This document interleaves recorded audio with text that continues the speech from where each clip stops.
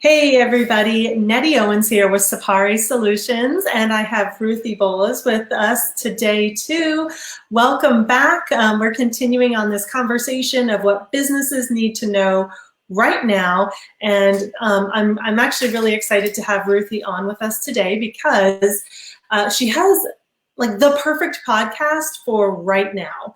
If you haven't checked it out, well, okay, this is going to sound really self-effacing, but this week she introduced me on her podcast, so that sounds like I'm patting myself on the back. But she she has a really awesome podcast called the Defiant Business Podcast, which to me sounds like a great podcast for the current reality that we are living in, and everything that she does is about questioning, like, really, why are we doing it this way? How come, the way things have always done is the way things are continuing to be done? And I'm really excited to be able to ask her some more questions about how we can apply that in our businesses. So Ruthie is a podcast, as I said, with Defiant Business podcast host, as well as a TV show host who focuses on creating entertaining business content that teaches. Great combination. And she also creates out-of-the-box content strategies for consulting and service firms. Welcome. Thank you so much. So let's just jump into it because, first of all, I love the name of your podcast and of your website, which is Defy the Status Quo. And I even had to ask you today, even knowing that, I was like, what does DTSQ stand for? So Defy the Status Quo. What led you to want to be so defiant? Like, why this?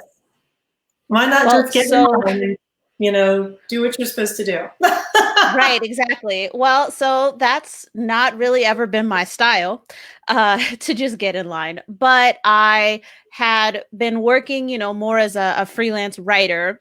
And I was like, you know what? There's more to this. There's more to me. And there's a brand here. Here. And I kind of brainstormed a lot of different names, but one of the things that really hit me was that, okay, I specialize in working with B2B companies, and they're usually professional service type companies, right? So they could be marketing, consulting, sales, supply chain, those types of companies. And the status quo was that the content was kind of boring. And that is what my clients always appreciated about me when I created their content. And then when I developed the strategies, is that I came up with ideas that were out of the box, things that their competitors weren't doing. And that was the key to getting noticed, was that, professional sometimes seems to be synonymous with boring. And there's a lot you can do while still maintaining your professional bearing without putting everyone to sleep. And so that was where it came from. I considered another name. I'm trying to remember even now what it was. It still had the status quo in it, but it was more passive. And then that URL actually wasn't available. And I was like, dang it, because the person wasn't even using it. Well, I'm sorry, the irony here, but I'm so glad because it pushed you in the right direction for where you to pick something active. Like, we don't just sit here and we're not just trying to be above the status quo or bypassing it. We are purposely defying it and doing something different.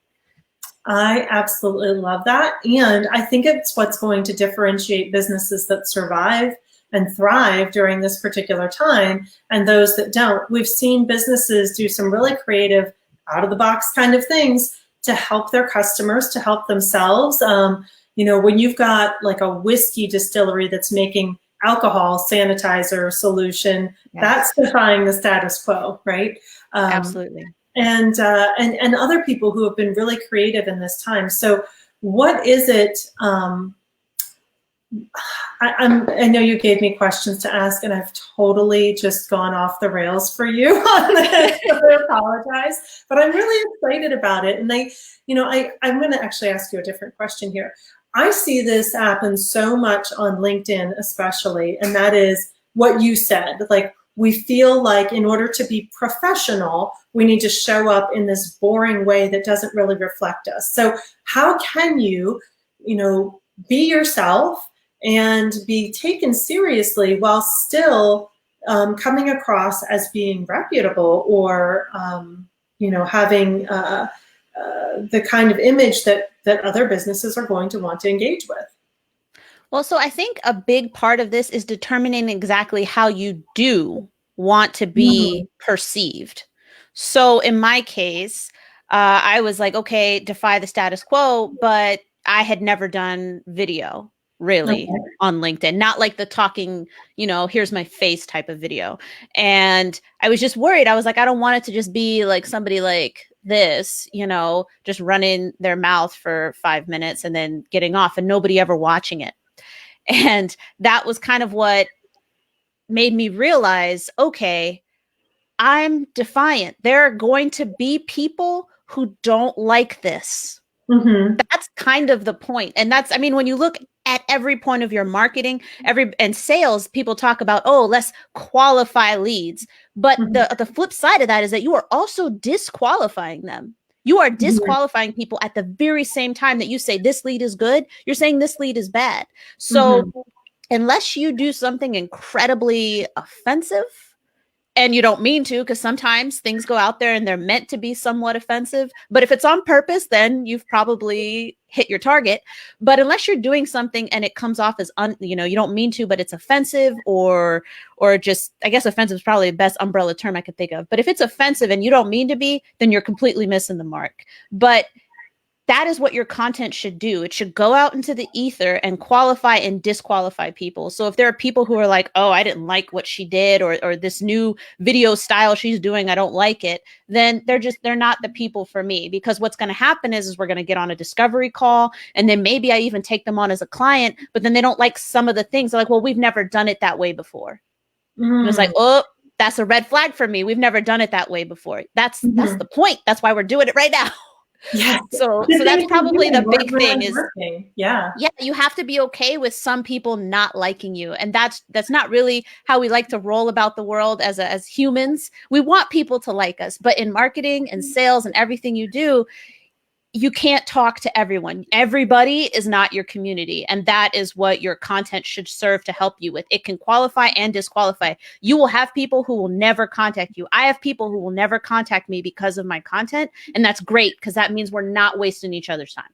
Oh my gosh, that's so perfect. And I love how showing up as you just is an immediate, like, galvanizer for, yes, this is going to be a great person for me to work with, or no, it's not. And the more you show up and kind of try and fit the mold, the more you become wishy-washy about who it is that you work with and how you can work with them and whether or not they're a good fit. So I really like that the first thing that you said is knowing, like, who you're trying to reach and who you are in that process, and getting people to either magnetize to you or be repelled from you. So is there something that that businesses should be focusing on as a trend? What are you seeing as kind of trends coming out currently, or future trends that we should be watching out for? I think that empathy is going to be huge, and this requires a break outside of the norm. And so I'm seeing more, even very enterprise-sized businesses, their representatives, their C-suite people, they're coming and they're showing up. And LinkedIn is the best example of this, but they're showing up in a more genuine manner. We're all Zooming it right now. Yeah. And that means dogs are interrupting, packages are being delivered, children are interrupting.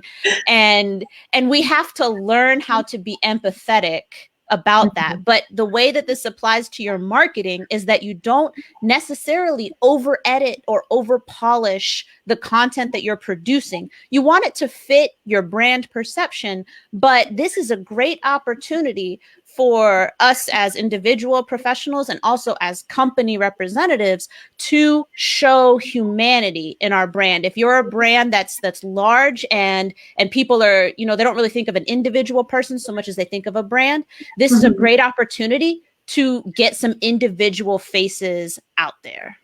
Such a great point. So, and I think you're spot on about the trends. Ruthie, if people want to reach out to you, what's the best way that they can get in touch?